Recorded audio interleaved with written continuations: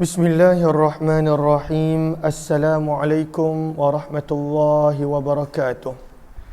Bismillah, alhamdulillah, wassalatu wassalamu ala habibillah Sayyidina Muhammad ibn Abdillah wa ala alihi wa sahbihi wa mawalah. Subhanaka la ilma lana illa ma 'allamtana innaka antal alimul hakim. Wa la hawla wa la quwwah illa billahil aliyyil azim. Allahumma rabbi syrah lana sudurana wa yassir lana umurana wahlul 'uqdatam min alsinatina yafqahu aqwalana. Allahumma fakkihna fid din wa 'allimna at-ta'wil birahmatika ya rabbal alamin walhamdulillahi rabbil alamin. Alhamdulillah thumma alhamdulillah, syukur kepada Allah Subhanahu wa taala. Selawat dan salam buat junjungan mulia kekasih Allah, kekasih kita baginda Rasul sallallahu alaihi wasallam. Insya-Allah kita nak sambung semula pembacaan hadis yang telah dikumpulkan oleh Imam Tirmizi ataupun nama penuh beliau Abu Isa Muhammad bin Isa bin Saurah At-Tirmizi di dalam kitab Jami' dan Sunan beliau berkenaan tentang sabdaan Nabi sallallahu alaihi wasallam. Maka minta kepada sahabat-sahabat semua bila mendengar sabdaan Nabi untuk memperbanyakkan selawat dan berazam untuk mengamalkan daripada sabdaan-sabdaan baginda Rasul sallallahu alaihi wasallam. Hari ini kita nak sambung daripada muka surat 260 yang mana pagi tadi kita ada mulakan tajuk berkenaan tentang orang yang pada waktu itu dia ragu-ragu sama ada dia ada lebih ataupun kurang. Contohnya kalau dalam rakaat 3 ataupun 4, lebih ataupun kurang. Contohnya dalam rakaat pada waktu itu 2 ataupun 1 rakaat. Ataupun berkenaan tentang rukuk, dah rukuk ke belum? Dah sujud ke belum? Maka apabila ada keraguan tentang sama ada lebih ataupun kurang, maka kita telah melihat pandangan Imam Syafi'i rahimahullah, iaitu perlu mengambil yang yakin.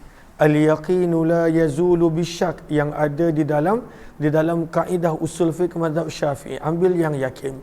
Dan yang yakin adalah selalunya bilangan yang kurang. Al-aqal, bilangan yang kurang. Maka kita nak lihat hadis yang ke-407. Kata Imam Tirmizi, wabihi, betulkah 407? Wabihi ilaihi qala haddatsana Qutaibah qala haddatsana Laysu an ibn Syihab an Abi Salamah an Abi Hurairah radhiyallahu ta'ala anhu qala qala Rasulullah sallallahu alaihi wasallam, daripada Abu Hurairah radhiyallahu ta'ala anhu beliau berkata, Nabi sallallahu alaihi wasallam bersabda, innasyaitana, sesungguhnya syaitan, ya'ti, datang, ahadakum, kepada salah seorang daripada kamu, fi salati, semasa menunaikan solatnya. Waktu solatlah syaitan datang. Waktu solatlah syaitan pada waktu itu mengganggu. Maka sabda Nabi, fayalbisu alaihi, maka syaitan pada waktu itu meletakkan iltibas, meletakkan was-was pada orang yang sedang solat tersebut, hatta la yadri, sehinggalah orang yang sedang solat tersebut tidak mengetahui kam shalla, berapa rakaat dia telah solat. Fa idza wajada, sabda Nabi, maka apabila seseorang daripada kamu mendapati gangguan syaitan tersebut, falyasjud, maka hendaklah dia sujud, sajdataini, 2 sujud sahwi, wa huwa jalisun, dalam keadaan dia duduk. Maka dalam hadis ini Nabi SAW suruh untuk sujud sahwi apabila ada keraguan dan was-was berkenaan tentang berapa rakaat, tentang rukun dan sebagainya. Berkata Imam Tirmizi, hadis ini adalah hadis yang hasan sahih, riwayat 408. Wabihi ilaihi qala hadatsana Muhammad bin Bashar qala hadatsana Muhammad bin Khalid bin Asmah qala hadatsana Ibrahim bin Sa'd qala hadatsani Muhammad bin Ishaq an Makhul an Quraib an Ibn Abbas an Abdurrahman bin Auf radhiyallahu anhu. Daripada Abdurrahman bin Auf radhiyallahu taala anhu, beliau berkata, aku telah mendengar baginda Nabi sallallahu alaihi wasallam bersabda, idza saha, apabila terlupa, ahadukum, salah seorang daripada kamu, fi salatih, di dalam salatnya, falam yadri, maka dia pun tidak mengetahui, wahidatan shalla, adakah dia telah solat 1 rakaat, au thintaini, ataupun 2 rakaat. Ini dalil untuk mazhab Syafi'i. Falyabni, falyabni, maka hendaklah pada waktu itu dia ambil ala wahidatin satu. Maka lihat kepada sahara, apakah yang dimaksudkan di sini?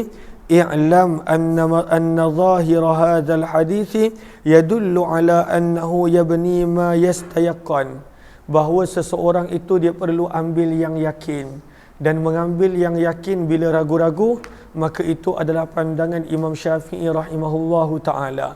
Setengah ulama kata hendaklah dia melakukan taharri di ijtihad. Kalaulah ragu-ragu satu ke dua, maka dalam mazhab Syafi'i kena ambil yang paling sedikit satu.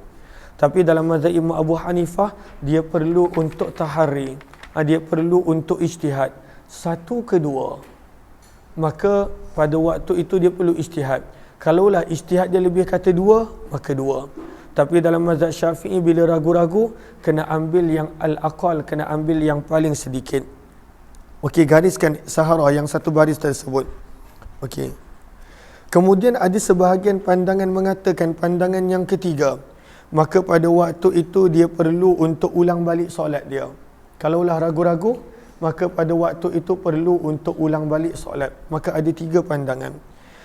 Maka kita lihat di sini, maka Allahumma salli ala sayyidina Muhammad, sabda Nabi SAW, falam yadri, maka dia tidak tahu adakah satu rakaat safi ataupun pada waktu itu dua rakaat.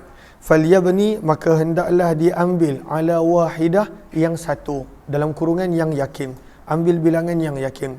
Fa illam yadri, maka jika dia tidak tahu adakah dua rakaat yang dia telah solat, atau thalathan, ataupun tiga rakaat, falyabni ala thintain, maka hendaklah dia mengambil yang dua rakaat, sentiasa ambil yang sedikit.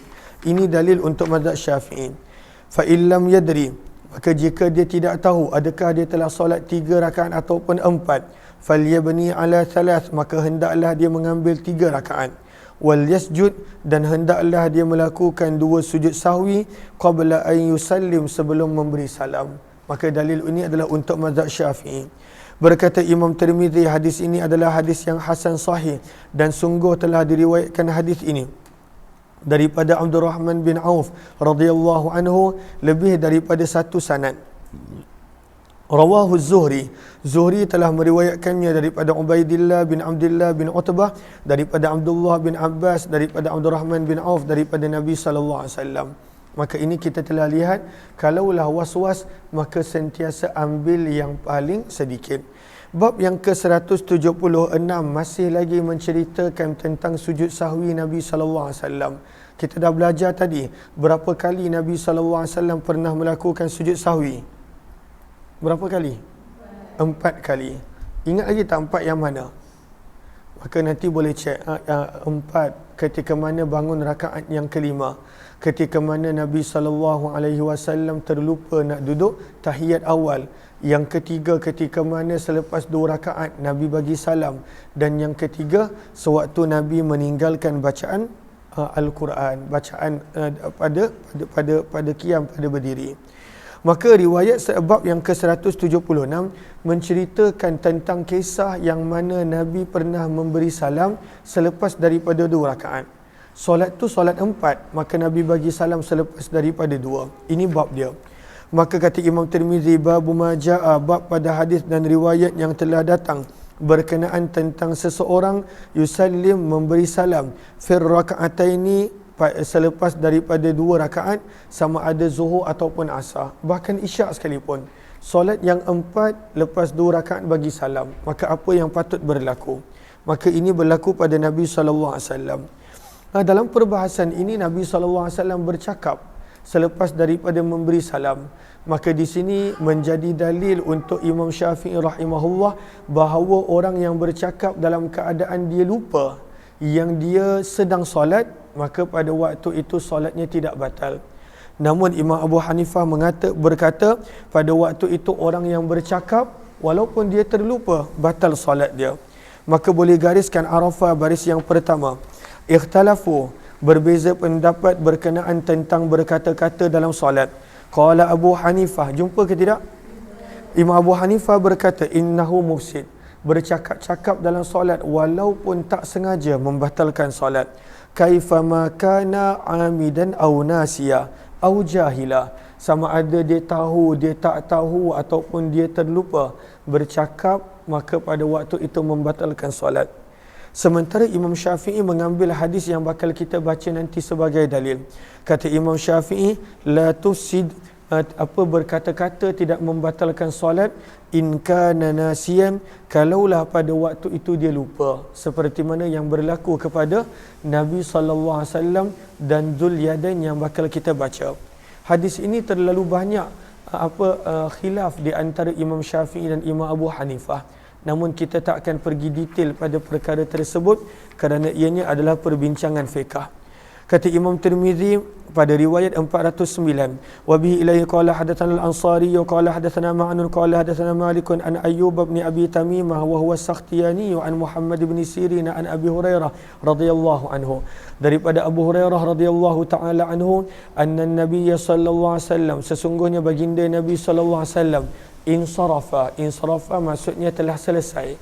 Insarafa, Nabi telah selesai dalam kurungan memberi salam selepas daripada solat 2 rakaat. Padahal waktu itu ianya adalah solat zuhur ataupun asar. Perawi ragu-ragu.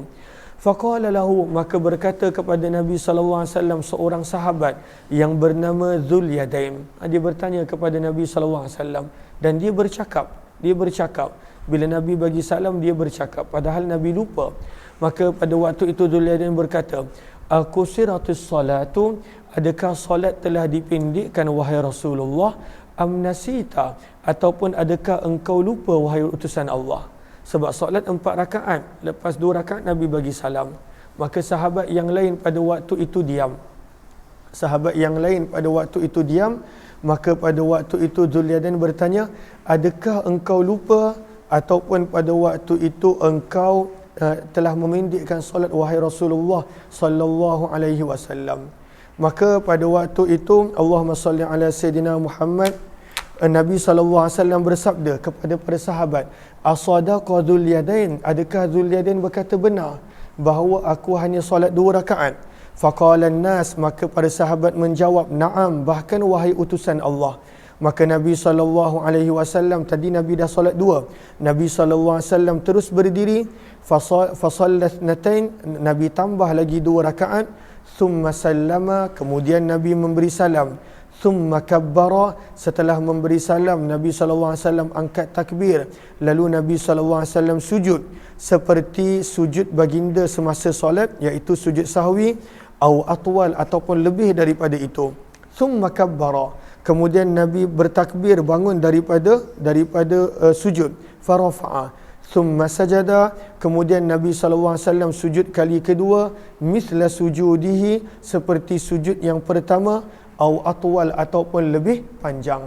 Maka baginda Nabi SAW terus sahaja menyambung 2 rakaat. Maka perbuatan Nabi dan Dzul-Yadain pada waktu itu berkata-kata, padahal pada waktu itu masih lagi dalam solat, sebab solat belum selesai. Maka Imam Syafi'i menjadikan sebagai dalil bahawa kalaulah seseorang itu berkata-kata dalam keadaan dia lupa yang dia masih dalam solat, maka itu tidak membatalkan solat. Sementara Imam Abu Hanifah pula ada dalil yang tersendiri. Mereka berkata seseorang yang bercakap-cakap walaupun terlupa, tak sengaja, maka tetap akan membatalkan solat. Kata Imam Tirmizi rahimahullah, dan di dalam bab ini ada juga riwayat daripada Imran bin Husain, Abdullah bin Umar, Dzul-Yadain. Dzul-Yadain ini kita boleh lihat pada Arafah, perenggan yang kedua. Dzul-Yadain ini nama asalnya adalah Dzishimalain. Setengah ulama menyebut sebagai pada waktu itu orang yang sama. Yang kipas saya ni buka nombor 1. Okey. Lalu kata para ulama, Dzul-Yadain dan Dzishimalain adalah orang yang sama. Para sahabat memanggilnya pada waktu itu dengan panggilan Dzishimalain. Maka Nabi SAW wasammahu Nabi bidzul-yadain. Nabi panggil dia dengan panggilan Dzul-Yadain. Dan para ulama berbeza pendapat tentang namanya. Ada yang menyebut namanya pada waktu itu sebagai Khirbaq. Ada yang menyebut namanya sebagai Khirbaq, dan juga ada beberapa pandangan yang lain. Maka ini adalah berkenaan tentang Allahumma salli ala Sayyidina Muhammad. Nabi berkata-kata dalam keadaan Nabi SAW lupa yang baginda telah memberi salam awal. Maka apa yang Nabi buat? maka Nabi SAW terus berdiri.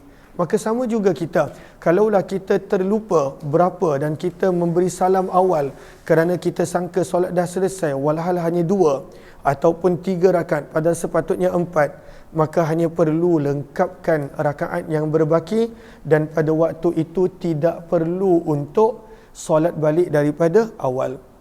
Kata Imam Tirmizi rahimahullahu taala, hadis Abu Hurairah adalah hadis yang hasan lagi sahih, hadis hasan sahih, dan telah berbeza pendapat ahli ilmu berkenaan tentang hadis ini.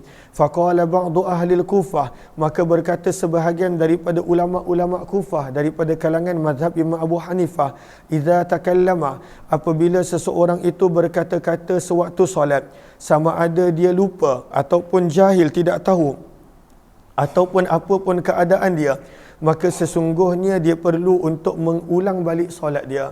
Imam Abu Hanifah bercakap-cakap apapun situasi dan keadaan perlu ulang balik solat. Wa'tallu, dan mereka menjadikan dalil bi anna hadzal hadis, bahawa sesungguhnya hadis ini adalah hadis yang datang ataupun berlaku peristiwanya sebelum pengharaman berkata-kata waktu solat.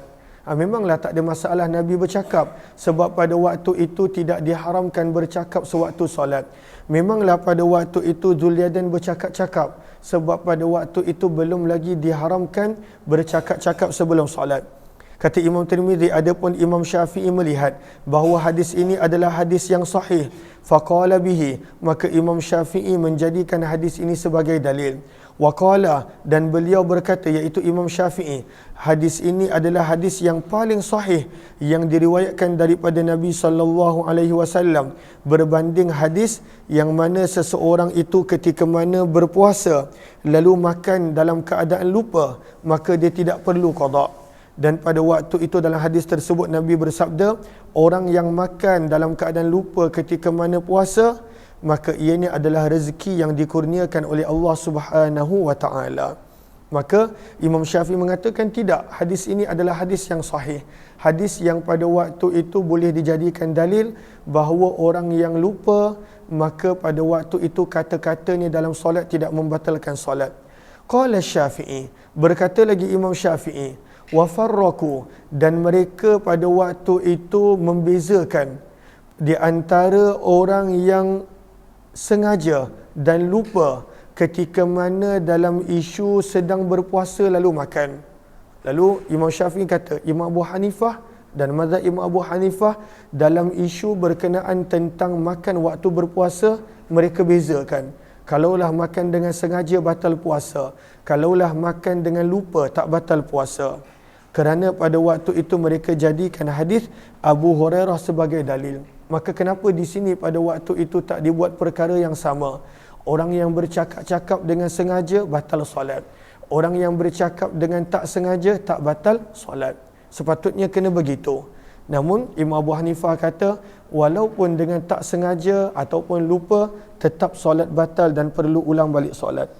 Sementara itu kata Imam Tirmizi, Imam Ahmad bin Hanbal di dalam hadis Abu Hurairah, pendapat beliau berkata, in takallamal imamu, kalaulah yang bercakap itu adalah imam berkenaan tentang sesuatu daripada solat, macam Nabi tanya, adakah betul apa yang Zulyadain cakap bahawa aku telah pendekkan solat dan sebagainya, wa huwa yara annahu qad akmalaha. Kata Imam Ahmad bin Hanbal, dan imam tersebut dia bercakap-cakap kerana dia sangka solatnya telah sempurna, macam kes Nabi.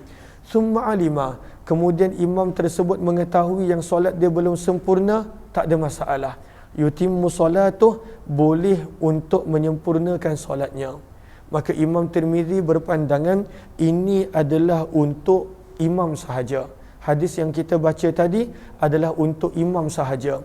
Kalau Imam Syafi'i punya istidlal untuk semua imam makmum. Kalau Imam Abu Hanifah tak terima hadis ini. Beliau kata hadis ini adalah hadis di awal Islam, sewaktu bercakap-cakap masih dibenarkan.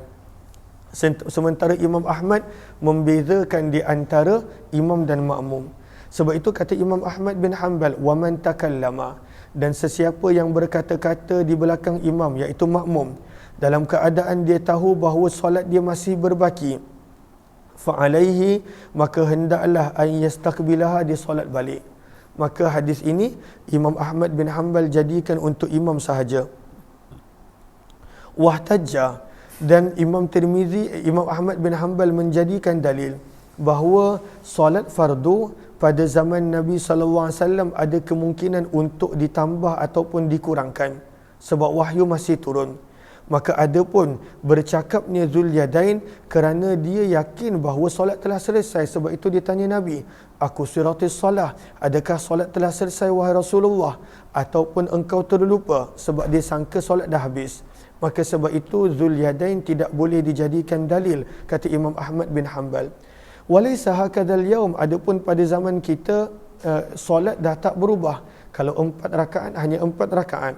Laisa li ahadin, maka tidak boleh untuk sesiapa pun daripada kalangan makmum untuk bercakap-cakap seperti mana Zulyadain bercakap-cakap. Maka di sisi Imam Ahmad bin Hanbal, hadis ini hanya untuk imam. Adapun perbuatan Zulyadain tidak boleh dijadikan dalil. Jelas ke jelas? Ini adalah pandangan Imam Ahmad bin Hanbal.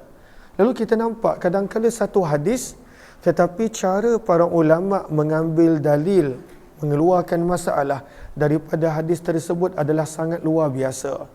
Maka kata Imam Ahmad bin Hanbal, li'annal fara'idal yaum, kerana sesungguhnya kefarduan pada zaman kita tidak boleh ditokok tambah maupun dikurangkan. Maka Imam Ahmad bin Hanbal berkata, nahwa min hadzal kalam, lebih kurang seolah daripada perkataan ini.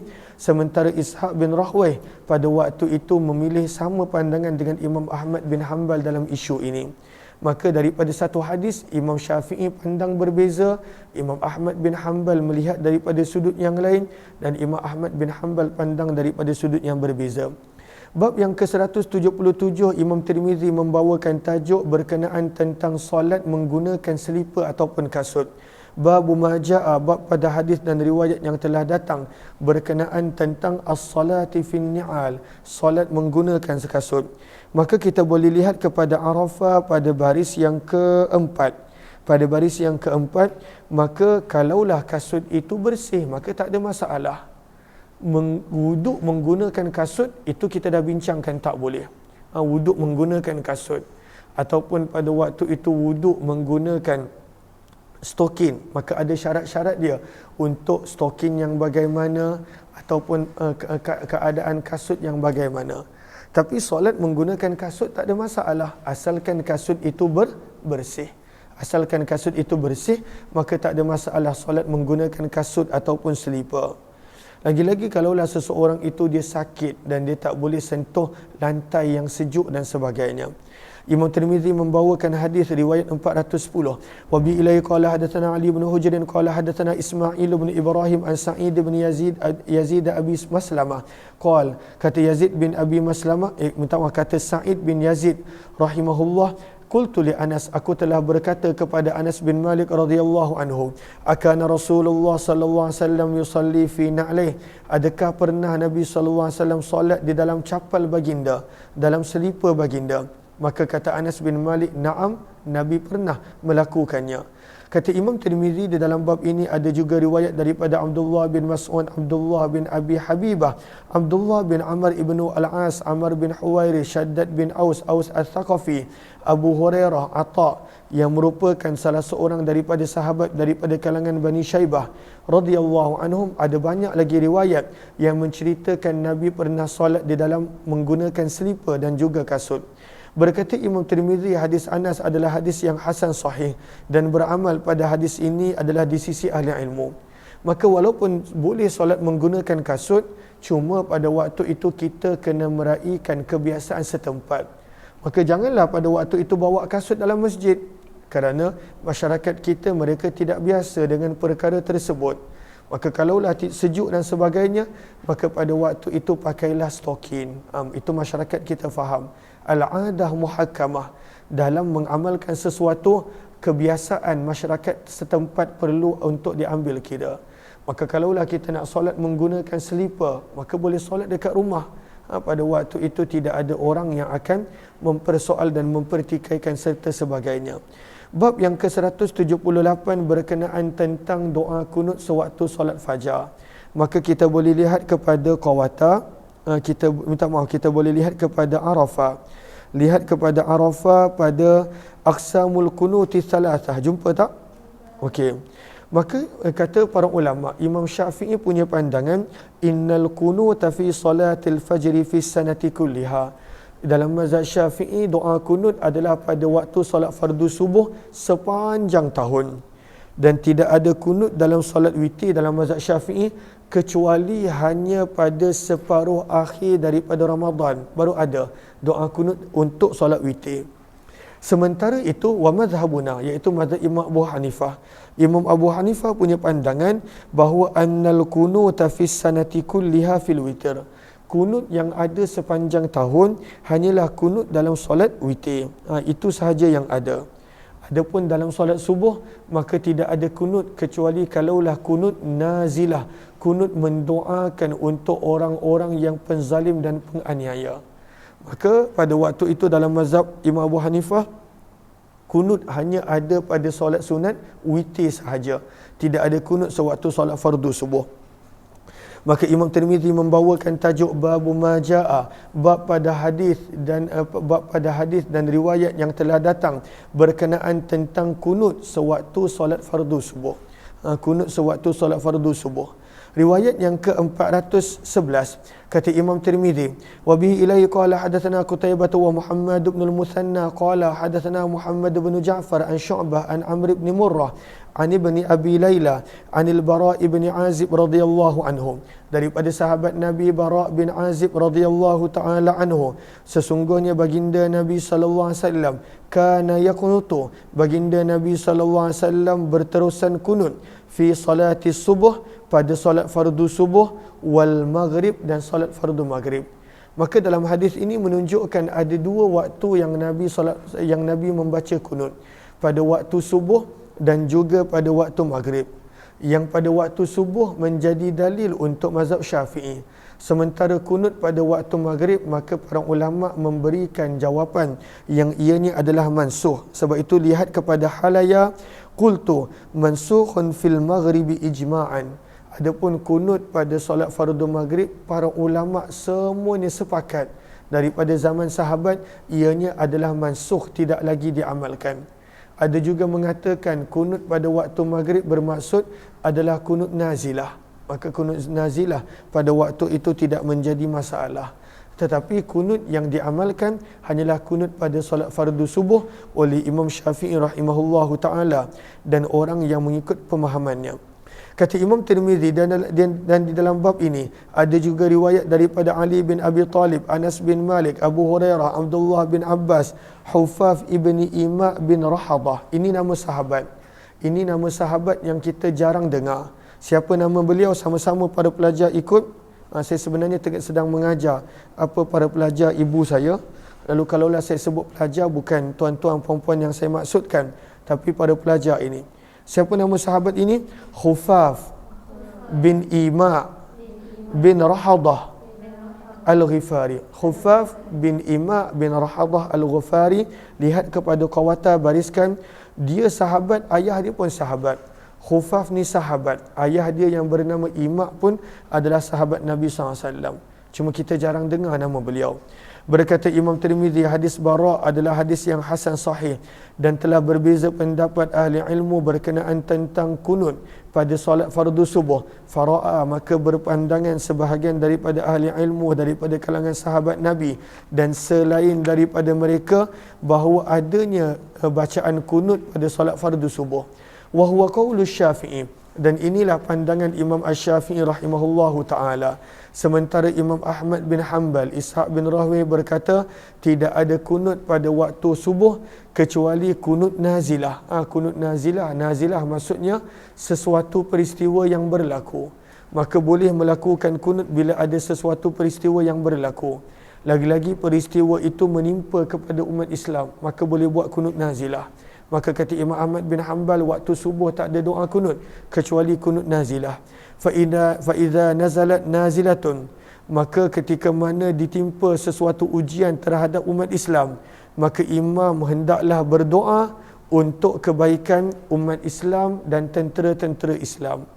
Bab yang ke-179 menceritakan meninggalkan kunut sewaktu fardu subuh. Maka ini dalil untuk Imam Abu Hanifah, Imam Ahmad bin Hanbal bahawa tidak ada kunut sewaktu fardu subuh. Bab yang ke-179, babun fi tarkil kunut, bab pada hadis dan riwayat yang telah datang berkenaan tidak perlu membaca kunut pada solat fardu subuh. Dalam mazhab Syafi'i kena baca sunat muakkad, kalau ditinggalkan maka kena sujud sahwi. Maka dalam mazhab yang lain pada waktu itu tak ada kunut, dan ini dalil mereka 412. Wa bihi ilaihi qala hadatsana Ahmad bin Mani'in qala hadatsana Yazid bin Harun an Abi Malik al-Ashja'i qala, kata Abu Malik al-Ashja'i, aku telah bertanya kepada ayahku, ya abati, wahai ayahku, innaka qad sallaita, sesungguhnya ayah telah solat di belakang Nabi sallallahu alaihi wasallam, Abu Bakar dan Umar serta Uthman dan Ali bin Abi Talib.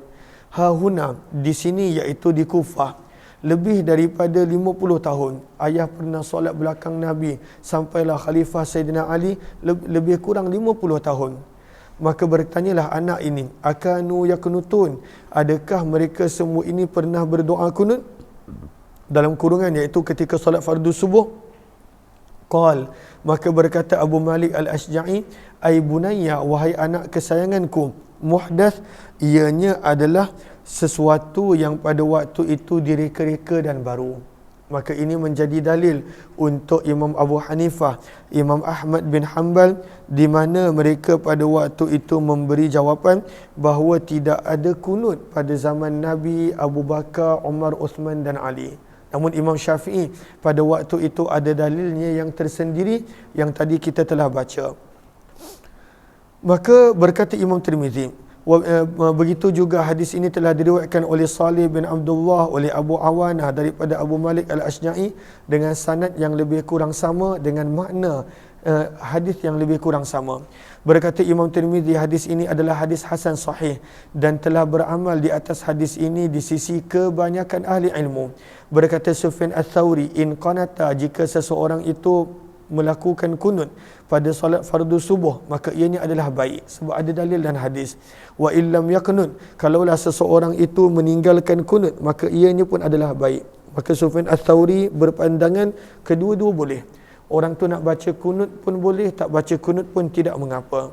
Ini pandangan Imam Sufyan Ats-Tsauri. Waqtara, dan ada juga yang pada waktu itu waqtara, dan Sufyan Ats-Tsauri memilih pandangan untuk beliau sendiri tidak berkunut. Walam yara Ibnu Mubarak al-kunut fil fajri, dan antara yang tidak memilih pandangan untuk berkunut pada waktu solat subuh adalah Abdullah bin Mubarak radhiyallahu anhu. Berkata Imam Tirmizi, Abu Malik al-Ashja'i namanya adalah Sa'ad bin Tariq bin Ashyam radhiyallahu anhu. Sa'ad adalah anak dia, Tariq pada waktu itu adalah ayahnya, Sa'ad bin Tariq bin Ashyam rahimahumullahu ta'ala. Bab yang ke-180 berkenaan tentang orang yang bersin sewaktu solat. Adakah orang yang bersin boleh sebut Alhamdulillah kalau dia bersin ataupun tak boleh? Maka lihat kepada Arafah. Dalam Arafah ada disebutkan pada 3 baris daripada bawah. Kata Imam Abu Hanifah rahimahullahu ta'ala, kalaulah seseorang itu bersin, maka dia boleh untuk mengucapkan Alhamdulillah untuk bersin dia sahaja, bukan untuk bersin orang lain. Kalaulah dia bersin dalam solat asyum, maka pada waktu itu dia boleh sebut Alhamdulillah. Tetapi kalaulah dia sebut doa untuk orang lain yang bersin, maka itu adalah membatalkan solat. Maka bab berkenaan tentang bersin ketika mana dalam solat, bab yang ke-180, bab maja'a, bab pada hadis dan riwayat yang telah datang berkenaan ar-rajul, seseorang itu ya'tisu ataupun ya'tusu, bersin fi salati sewaktu solat. Riwayat 413, wa bi ilaihi qala hadatsana Qutaibah qala hadatsana Rifa'ah bin Yahya bin Abdullah bin Rifa'ah bin Rafi' Az-Zuraki an ammi abihi Muadz bin Rifa'ah an abihi radhiyallahu ta'ala anhu. Beliau berkata, "Sallaitu, aku telah solat belakang Nabi sallallahu alaihi wasallam." Siapa? Sahabat yang pada waktu itu bernama, Allahumma salli ala sayyidina Muhammad, yang bernama Rifa'ah. Rifa'ah dia telah solat belakang Nabi sallallahu alaihi wasallam. Fa'atastu, maka Rifa'ah pada waktu itu telah bersin. Dia pun bersin. Hacum, dia pun bersin. Bila dia bersin, maka dia pun ucap alhamdulillahi, segala puji bagi Allah, hamdan kathiran tayyiban mubarakan fih, mubarakan alaih, kama yuhibbu rabbuna wa yarda. Maka dia baca doa itu ketika mana dia bersin dalam solat. Maka ketika mana Nabi SAW selesai solat, insarafa, maka Nabi telah keluar daripada solat dengan memberi salam. Maka Nabi bertanya, manil mutakallim, siapa tadi yang aku dengar baca sesuatu belakang tadi? Falam yatakallam ahad, maka sahabat risau, maka semua diam. Nabi tanya lagi kali kedua, manil mutakallim fi salah, siapakah tadi yang bercakap-cakap sewaktu dalam solat? Maka falam yatakallam ahad, kali kedua pun semua diam. Sehinggalah bila Nabi tanya kali ketiga, Nabi bertanya, manil mutakallim fi salah, siapa yang bercakap-cakap pada waktu solat tadi? Maka Rifa'ah pada waktu itu menjawab, siapa nama sahabat ini? Sama-sama ikut, Rifa'ah bin Rafi' bin Afra radhiyallahu anhu. Maka Rifa'ah bin Rafi' bin Afra radhiyallahu anhu pada waktu itu dia berkata, aku wahai utusan Allah, aku yang baca doa tadi ketika mana aku bersin, alhamdulillahi hamdan kathiran tayyiban mubarakan fi, mubarakan alaih. Maka apakah sabda Nabi SAW bila mendengar pengakuan dia? Sabda Nabi SAW, kaifa qulta, ulang balik, macam mana ucapan kamu? Maka dia pun ulang balik, alhamdulillahi hamdan kathiran tayyiba mubarakan fih, mubarakan alaih, kama yuhibbu rabbuna wa yarda. Maka sabda Nabi SAW, walladhi nafsi biyadih, demi zat yang nyawaku berada di dalam genggamannya, laqad ibtadaraha, sesungguhnya telah bekerja untuk membawa amalan tadi, bid'atun wa thalathuna malaka, mereka lebih daripada 30 malaikat berebut-rebut siapa yang paling layak untuk membawa amalan ini untuk berjumpa dengan Allah. Sabda Nabi SAW, Allahumma salli ala sayyidina Muhammad, ayyuhum yas'adu biha, siapakah yang akan berpeluang membawa amalan ini menuju Allah. Sebab besarnya amalan tersebut ketika mana bersin membaca solat, membaca doa alhamdulillahi hamdan kathiran tayyiban mubarakan fih, mubarakan alaih, kama yuhibbu rabbuna wa yarda. Maka para pelajar kena hafal doa ini. Maka Allahumma salli ala sayyidina Muhammad, kata Imam Tirmizi, dan di dalam bab ini ada juga hadis daripada Anas bin Malik, Wa'il bin Hujr, Amir bin Rabi'ah radhiyallahu anhum. Berkata Imam Tirmizi, hadis Rifa'ah adalah hadis yang hasan. Wa ka'anna hadzal hadis, dan seolah-olah hadis ini di sisi sebahagian ahli ilmu, mereka berkata ini boleh dibuat waktu solat sunat. Waktu solat sunat tak ada masalah untuk baca zikir alhamdulillahi hamdan kathiran tayyiban mubarakan fih sampai habis ketika mana solat sunat. Tak ada masalah. Lianna ghaira wahidin minat tabi'in, kenapa dianggap sebagai solat sunat? Kerana lebih daripada seorang daripada kalangan tabi'in mereka berkata, idza atasa ar-rajulu fi shalah, apabila seseorang itu dia bersin sewaktu solat solat fardu, maka dia hanya mengucapkan alhamdulillah dalam diri dia. Dalam solat fardu, kalaulah bersin acum, hanya dalam diri dia, tak boleh dengan suara yang kuat. Walam yuwassi'u, dan para ulama tidak memberikan kelonggaran untuk lebih daripada itu. Tak boleh lebih daripada alhamdulillah dalam hati. Bila bersin acum, maka balas alhamdulillah dalam hati. Itu pun adalah pendek, bukan pada waktu itu macam doa tadi panjang. Tapi doa tadi panjang boleh waktu bila? Ketika mana di dalam solat sunat. Bab yang ke-181 berkenaan tentang dimansuhkan berkata-kata waktu solat. Di awal Islam boleh bercakap, di awal Islam boleh bercakap, di awal Islam boleh berkata-kata, di awal Islam pada waktu itu boleh untuk meluahkan kata-kata ketika mana solat di awal Islam. Kemudian pada waktu itu didatangkan nasih dan ditukar hukum kepada tak boleh. Maka Imam Tirmizi menyebut pada bab yang ke-181, babun, bab pada hadis dan riwayat yang berkenaan fi naskhil kalam, telah mansuhnya hukum berkata-kata dalam solat. Di awal Islam boleh, kemudian pada waktu itu tidak boleh. Melihat kepada Arafah, kata para ulama, ittafaku, semua para ulama sepakat bahawa tidak lagi dibenarkan untuk berkata-kata sewaktu solat. wal khilafu fi tarikhin nasah, yang menjadi perbezaan pendapat adalah bilakah ianya menjadi mansuh. Bila? Pada tahun bila yang tak dibenarkan lagi untuk berkata-kata ketika mana berada di dalam solat. Jom kita lihat hadis 414. Wa bi ilaihi qala hadatsana Ahmad bin Mani'in qala hadatsana Husaim qala akhbarana Ismail bin Abi Khalid an al-Harith bin Shubail an Abi Amr asy-Syaibani an Zaid bin Arqam radhiyallahu anhu. Kata Zaid bin Arqam radhiyallahu taala anhu, kunna adalah kami natakallamu pernah bercakap-cakap di belakang Nabi sallallahu alaihi wasallam sewaktu solat.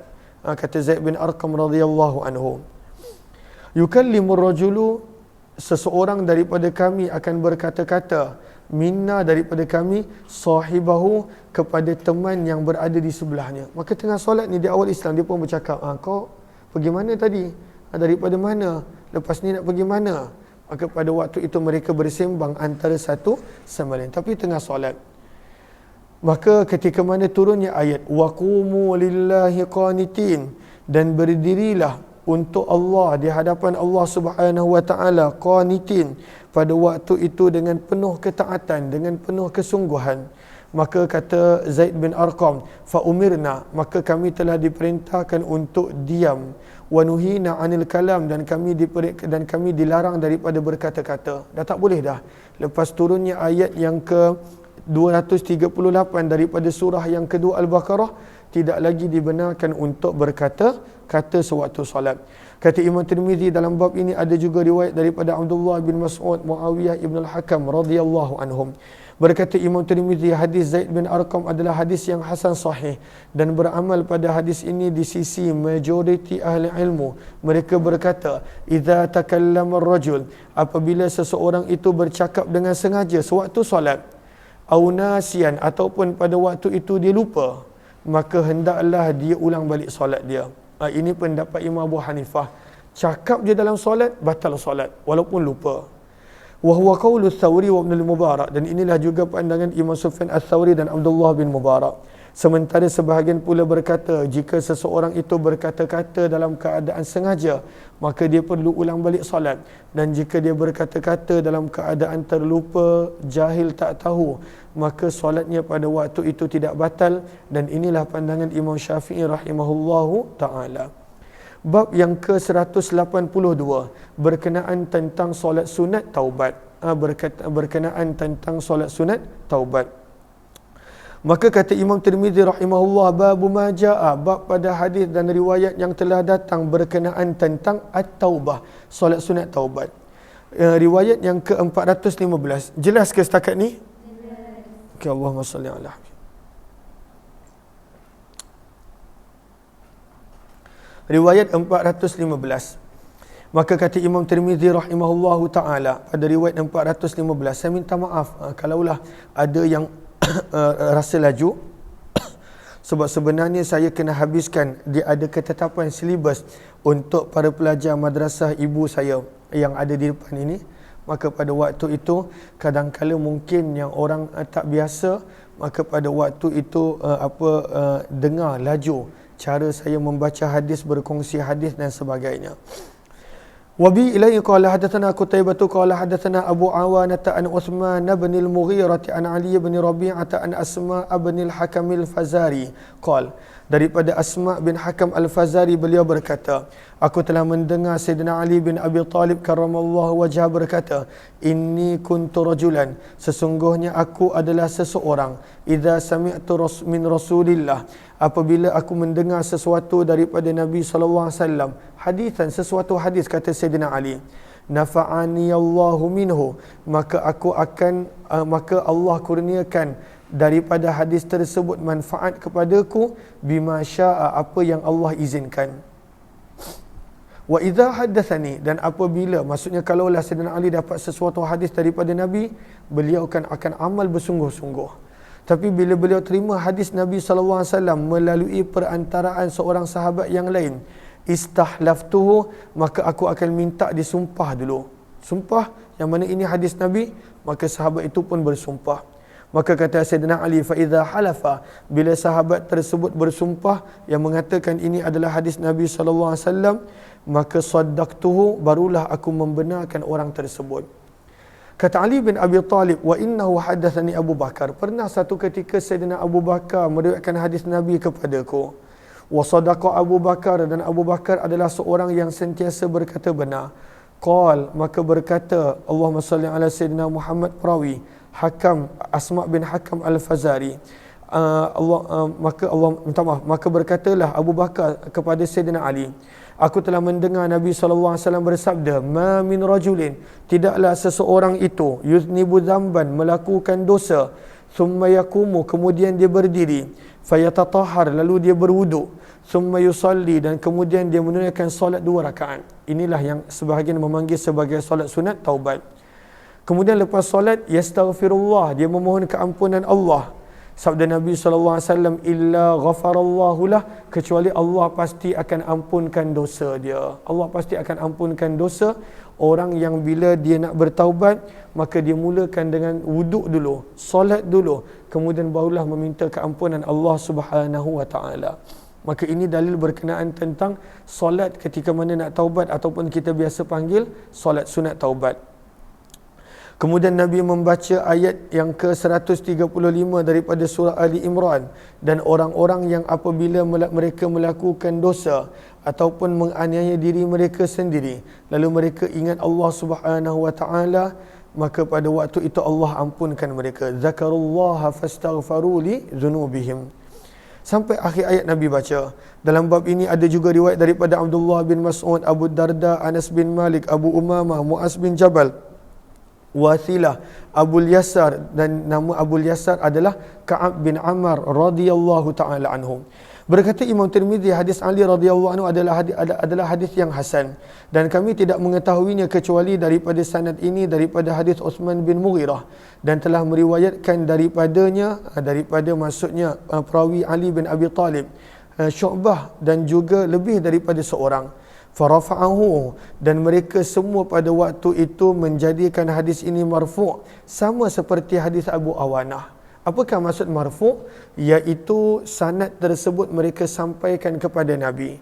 Lawan marfu' adalah mauquf, hadis tersebut sampai kepada para sahabat Nabi SAW sahaja, dan para sahabat tak disebut aku dengar Nabi SAW bersabda, aku dapat daripada Nabi SAW, tak ada. Maka itu menjadi hadis mauquf. Maka kesemua perawi ini, kebanyakan mereka pun kata yang hadis ini adalah hadis yang marfu', yang mereka sampaikan kepada Nabi. Namun dua lagi perawi yang bernama Sufyan Ats-Tsauri dan Mis'ar, fa'auqafahu, mereka mengatakan bahawa hadis ini adalah mauquf, dan mereka berdua tidak menjadikan ianya marfu' sampai kepada Nabi sallallahu alaihi wasallam. Dan sungguh telah diriwayatkan daripada Mis'ar hadis ini marfu'an aidha, juga secara marfu'. Maka berbeza pendapat dalam sanad, hadis ini marfu' ataupun mauquf. Ada perawi kata marfu', ada perawi kata mauquf. Antara yang mengatakan ianya marfu' adalah contoh pada waktu itu Abu Awanah, dan juga Allahumma salli ala sayyidina Muhammad, Mis'ar, dan juga beberapa orang yang lain. Bab yang ke-183 berkenaan tentang persoalan budak pada usia berapa yang perlu diperintahkan untuk solat. Maka kata Imam Tirmizi, babu maja'a, bab pada hadis dan riwayat yang telah datang berkenaan mata, bilakah yu'maru, diperintahkan as-sabiyyu, anak-anak, budak-budak untuk solat. Maka jawapannya adalah pada usia 7 tahun dah kena suruh. Dan bila 10 tahun kalau dia masih tak nak solat, maka Nabi SAW izinkan untuk pukul. Allahumma salli ala habibina Muhammad wa ala alihi washabihi ajma'in. Panggil Kak Safi jap. Okey, riwayat 416. Jumpa ke? Okey. Wa bi ilahi qala hadatsana Ali bin Hujr qala akhbarana Harmalah bin Abdul Aziz bin Rabi' ibn Sabrah Al-Juhani an ammihi Abdul Malik bin Rabi' ibn Sabrah an abihi an jaddih radhiyallahu ta'ala anhu. Beliau berkata, Nabi SAW telah bersabda, alimus sabi, ajalah anak-anak kamu akan solat, ibna sab'i sinin, pada usia 7 tahun. Pada usia 7 tahun dah kena ajar dah anak tu solat, walaupun belum baligh, kena ajar. Dan sabda Nabi, wadribuh, pukullah. Kalaulah pada waktu itu dia tak nak solat, ibna asyarah pada usia 10 tahun. Usia 7 tahun dah memang kena ajar anak tersebut solat, tentang waktu solat, tentang fardu rukun solat. Dan ketika mana pada usia 10 tahun, maka pada waktu itu kalau dia tak nak solat, maka boleh pukul dia. Cuma pukulan bukan bantai. Pukulan pada waktu itu ghairu mubrih, pukulan yang tidak meninggalkan parut dan kesan. Maka pada waktu itu Nabi suruh pada usia 10 tahun, anak tersebut memang dah dididik untuk solat. Maka sebab itu daripada sini kita nampak kepentingan usia 3 dan 10 tahun. Bererti 7 dan 10 tahun. Bererti 7 tahun, pada waktu itu anak tersebut dia dah memahami. Anak tersebut dia dah faham hukum ahkam, maka kena ajar dia. Dan umur 10 tahun, dia dah pada waktu itu matang pemikiran dia. Dan kalaulah dia tetap tak nak solat, maka pada waktu itu boleh rotan dan pukul dia. Ada ke? Okey. Kata Imam Tirmizi, dan di dalam bab ini ada riwayat daripada Abdullah bin Amr radhiyallahu taala anhuma. Berkata Imam Tirmizi, hadis Sabrah bin Ma'bad Al-Juhani. Nama sahabat ini Sabrah bin Ma'bad Al-Juhani. Kita dah 2 kali dah ulang nama dia. Sepatutnya kena dah mula ingat. Siapa nama sahabat ini? Sabrah bin Ma'bad Al-Juhani. Beliau berkata hadis ini adalah hadis yang hasan sahih, dan inilah amalan di sisi sebahagian ahli ilmu, walaupun belum baligh. Walaupun belum baligh. Sebab kalaulah baligh baru nak ajar, maka pada waktu itu bila nak terbiasa. Maka sebab itu kita lihat Allahumma salli ala sayyidina Muhammad kepada Arafah baris yang pertama. Kenapa hendak disuruh daripada kecil? Maka yu'marus sabiyyu bis salati qabla al-bulughi lil i'tiyad, supaya pada waktu itu dia dah terbiasa. Dia dah terbiasa. Cuma belum wajib lagi sebab dia belum baligh. Cuma dia boleh biasakan diri untuk solat. Allahumma salli ala sayyidina Muhammad.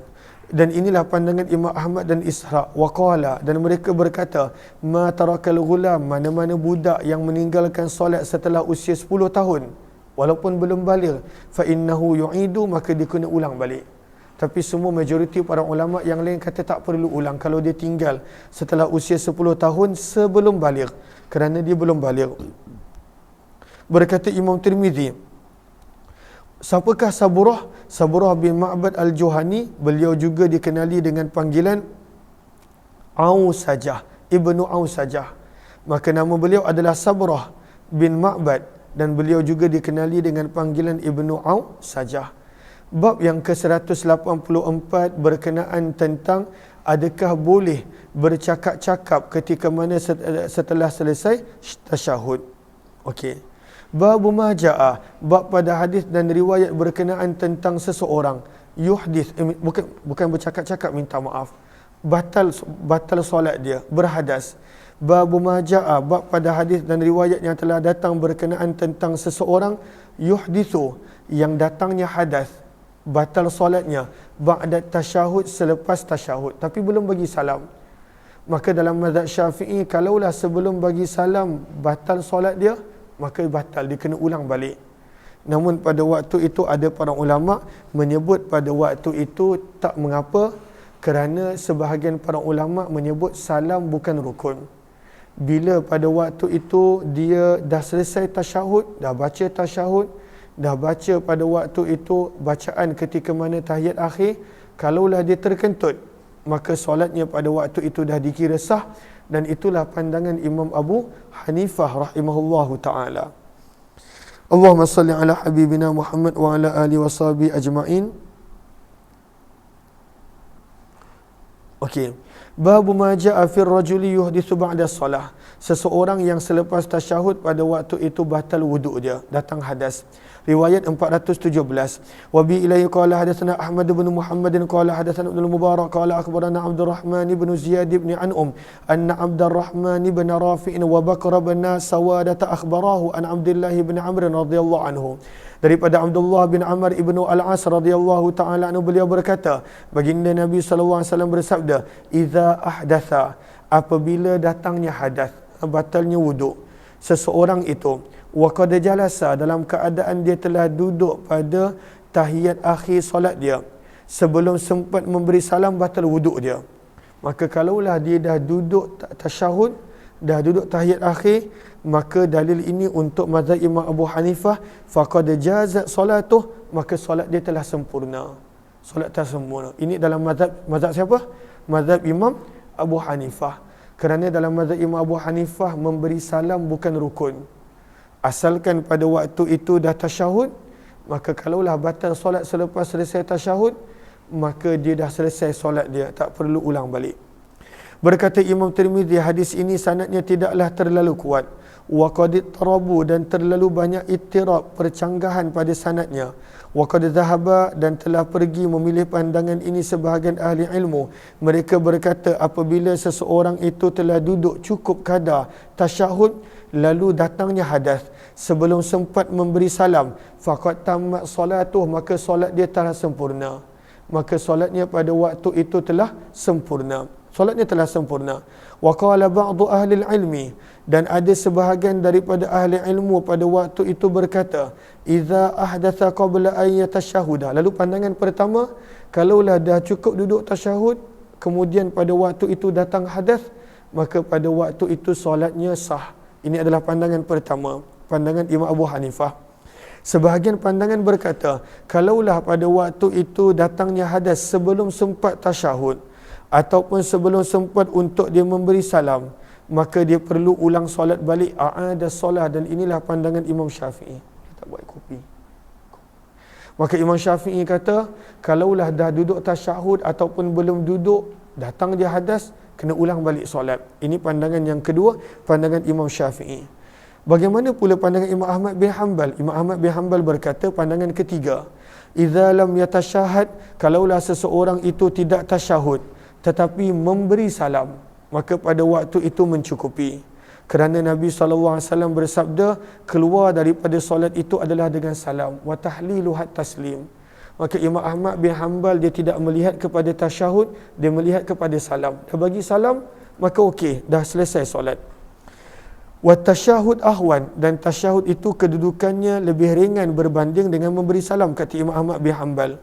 Nabi SAW pernah berdiri setelah selesai menunaikan 2 rakaat tanpa duduk tahiyat, dan Nabi meneruskan solat, dan Nabi tidak kembali kepada tasyahud. Maka ini Imam Ahmad bin Hanbal punya pandangan, kalaulah beri salam walaupun tak tasyahud, maka solat dia sah. Dan pandangan yang ketiga adalah pandangan Ishaq bin Ibrahim. Beliau berkata, idza tasyahhad wa lam yusallim, apabila seseorang itu telah bertasyahud dan tidak memberi salam, maka pada waktu itu mencukupi solatnya. Dan beliau menjadikan hadis Abdullah bin Mas'ud sebagai dalil. Ketika mana Nabi SAW mengajarkan tasyahud, maka Nabi bersabda, idza faraghta min hadza, apabila kamu telah sempurnakan tasyahud ini, maka telah sempurnakanlah apa yang wajib ke atas kamu. Maka ini dah selesai. Maka itu dijadikan hadis. Maka total ada berapa pandangan tentang hadis ini? Ada 4 pandangan. Pandangan Imam Abu Hanifah, Imam Syafi'i, Imam Ahmad, dan juga Ishaq bin Ibrahim rahimahullahu ta'ala. Berkata Imam Tirmizi, Abdul Rahman bin Ziyad Al-Ifriqi, beliau telah didhaifkan oleh kebanyakan ahli ilmu. Antara yang mendhaifkan Al-Ifriqi adalah Yahya bin Sa'id Al-Qattan dan Ahmad bin Hanbal rahimahumullahu ta'ala. Siapakah nama Al-Ifriqi? Abdul Rahman bin Ziyad. Ini kali ketiga Imam Nawawi terangkan nama perawi ini sebagai perawi yang lemah. Sepatutnya kita dah kena ingat dah. Abdul Rahman bin Ziyad Al-Ifriqi. Kali ketiga Imam Tirmizi bawakan berkenaan tentang beliau. Maka siapakah yang mendhaifkan Abdul Rahman bin Ziyad Al-Ifriqi? Yahya bin Sa'id Al-Qattan dan Ahmad bin Hanbal rahimahullahu ta'ala. Bab berkenaan tentang apabila hujan, maka boleh solat pada waktu itu di rumah. Ini adalah perbahasan yang ada juga dalam mazhab Syafi'i, bahawa solat ketika mana hujan adalah antara sebab boleh buat jamak takdim untuk orang yang dah biasa solat berjemaah, dan dia ada syarat-syarat dia untuk menjamakkan solat pada waktu itu dengan disebabkan hujan. Maka di sini yang dimaksudkan dengan bab ini adalah hujan termasuk daripada keuzuran untuk tidak solat berjemaah di masjid. Zaman kita mungkin nampak biasa, tapi pada zaman para sahabat, mereka akan solat di masjid walaupun munafik. Orang munafik pun solat di masjid. Sebab mereka tahu Nabi begitu ambil berat tentang solat di masjid. Maka Nabi SAW beritahu, kalaulah hujan tak datang tak apa. Itu pada zaman Nabi SAW. Cuma ni zaman kita, memang orang yang biasa pergi masjid tu Alhamdulillah ramai. Dan ada juga orang yang dah terbiasa untuk tak pergi ke masjid. Maka sebenarnya hadis ini adalah untuk orang yang dah terbiasa pergi masjid. Kalaulah mereka pilih untuk tak nak datang solat berjemaah di masjid ketika mana hujan, maka pada waktu itu tidak ada sebarang masalah. Ahlan-ahlan kepada sahabat-sahabat yang baru join, mohon jasa baik untuk bantu share, bantu untuk kongsi, bantu untuk sebar luas. Mudah-mudahan lebih ramai yang beroleh manfaat insya-Allah. Jika ada yang inginkan terjemahan, boleh ambil di Telegram Kuliah Ummah Aziz. Kata Imam Tirmizi, babu ma jaa, bab pada hadis dan riwayat yang telah datang, idza kana al-matar, apabila turunnya hujan, fas-salatu fi rihal, maka dia boleh solat di rumah dia. Boleh solat di rumah. Dalam hadis ini menceritakan tentang Nabi SAW solat pada kemah masing-masing. Maka lihat kepada Arafah baris yang pertama, al-mataru min a'zari tarkil jamaah. Seseorang yang pada waktu itu mengalami hujan turun, maka dia boleh untuk meninggalkan solat berjemaah di masjid surau kerana hujan termasuk daripada keuzuran. Maka disebutkan lagi sekali, al-mataru min a'zari tarkil jamaah. Hujan di antara keuzuran yang diterima ketika mana nak meninggalkan solat fardu jemaah di masjid ataupun surau. Tapi kalaulah boleh pergi, maka itu lebih afdal. Tapi kalaulah pada waktu itu tak dapat pergi kerana hujan, maka pada waktu itu tidak menjadi masalah. Riwayat yang ke-418, wa bi ilai qala hadatsana Abu Hafsin Amr bin Ali qala hadatsana Abu Dawud at-Tayalisi qala hadatsana Zuhair bin Muawiyah an Abi Zubair an Jabir radhiyallahu anhu. Daripada Jabir radhiyallahu taala anhu, baginda bersabda, kunna ma'an Nabi sallallahu alaihi wasallam, adalah baginda Nabi sallallahu alaihi wasallam, adalah kami bersama dengan Nabi sallallahu alaihi wasallam fi safarin, di dalam satu permusafiran. Fa asabana matar, maka kami telah ditimpa hujan. Maka Nabi SAW bersabda, man syaa, barang siapa yang berkeinginan, falyusalli fi rahlih, maka hendaklah dia solat dekat kemah dia. Tak perlu datang. Sebab hujan dengan lecak dan sebagainya, maka Nabi maklumkan siap-siap. Siapa yang nak solat dekat kemah dia boleh. Samalah juga dikiaskan pada waktu itu solat di rumah oleh sebahagian orang. Tapi kalaulah dia tetap nak solat berjemaah di masjid dan surau walaupun hujan, maka itu yang terbaik, itu yang paling afdal. Kata Imam Tirmizi, dan di dalam bab ini ada juga hadis daripada Abdullah bin Umar Samurah Abul Malih, daripada ayahnya Abdurrahman bin Samurah. Berkata Imam Tirmizi, hadis Jabir adalah hadis yang hasan sahih, dan sungguh telah memberikan kelonggaran sebahagian ahli ilmu berkenaan tentang tak perlu pergi solat berjemaah. Bahkan ada yang mengatakan Jumaat pun tak perlu ketika mana ada hujan dan lecak. Tapi Jumaat kena pergi. Cumanya ada kata, Jumaat pun termasuk. Kalaulah hujan lebat dan lecak, maka pada waktu itu tak perlu solat Jumaat. Namun, majoriti para ulama menyebut hanya solat berjemaah. Tapi zaman kita dah tak ada masalah. Dah ada payung, dah ada kereta. Kemudian jalan raya pun tak adalah lecak. Kalau macam dekat bandar ni, dah ada tar, dah ada mozaik dan sebagainya. Maka hendaklah kita pergi menunaikan solat fardu berjemaah. Okey. Dan inilah pandangan Imam Ahmad dan juga Ishaq bin Rahwayh. Mereka berkata, aku telah mendengar Abu Zar'ah rahimahullah berkata, Affan bin Muslim telah meriwayatkan daripada Amr bin Ali sepotong hadis. Dan Abu Zur'ah berkata, lam ara bil Basrah, aku tidak melihat seorang pun di Basrah yang lebih mengingati hadis-hadis Nabi lebih daripada 3 orang ini. Siapakah 3 orang ini?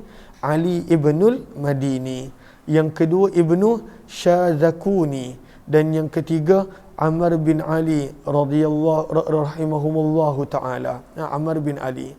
Yang ada dalam hadis kita adalah Amr bin Ali, ataupun dikenali sebagai Abu Hafs. Abu Hafs Amr bin Ali merupakan seorang ulama hadis yang disegani di tempatnya di Basrah.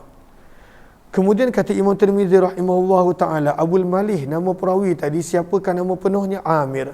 dan beliau juga dikenali sebagai Zaid bin Usamah bin Umar Al-Hudhali rahimahumullahu ta'ala. Bab yang ke-186 berkenaan tentang tasbih-tasbih dan zikir setelah selesai fardu solat. Maka bila dah habis solat, maka ada tasbih-tasbih, ada zikir-zikir yang patut dibaca.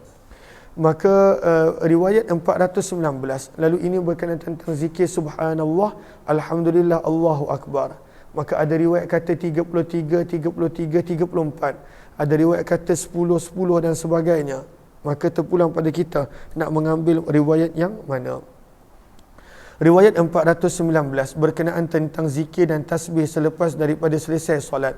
Wa bi ilahi qala hadatsana Ishaq bin Ibrahim bin Habib bin Syahid wa Ali bin Hujr qala hadatsana Attab bin Bashir an Khusayf an Mujahid wa Ikrimah an Ibn Abbas radhiyallahu anhuma qala, daripada Abdullah bin Abbas radhiyallahu taala anhuma, beliau berkata, ja'al fuqara, telah datang mengadu sahabat-sahabat yang miskin kepada Nabi sallallahu alaihi wasallam. Faqalu, maka mereka berkata, ya Rasulullah, wahai utusan Allah, innal aghniya, sesungguhnya sahabat-sahabat yang kaya, yusallun, mereka dapat solat seperti mana kami solat, wa yasumun, dan mereka dapat berpuasa seperti mana kami berpuasa, namun mereka ada kelebihan harta, lalu mereka boleh melakukan i'taq, memerdekakan hamba dan bersedekah.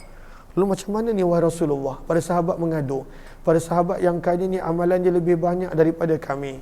Solat mereka dah solat macam kami, puasa mereka dah puasa macam kami, tapi pada waktu itu disebabkan mereka ada harta, mereka boleh infak, mereka boleh sedekah, dan kami tak ada apa-apa. Maka mereka mengadu pada Nabi.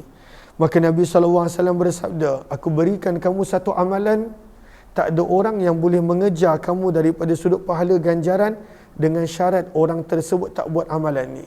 Kalaulah dia buat amalan ini, maka dia pun akan mendapat pahala yang banyak juga.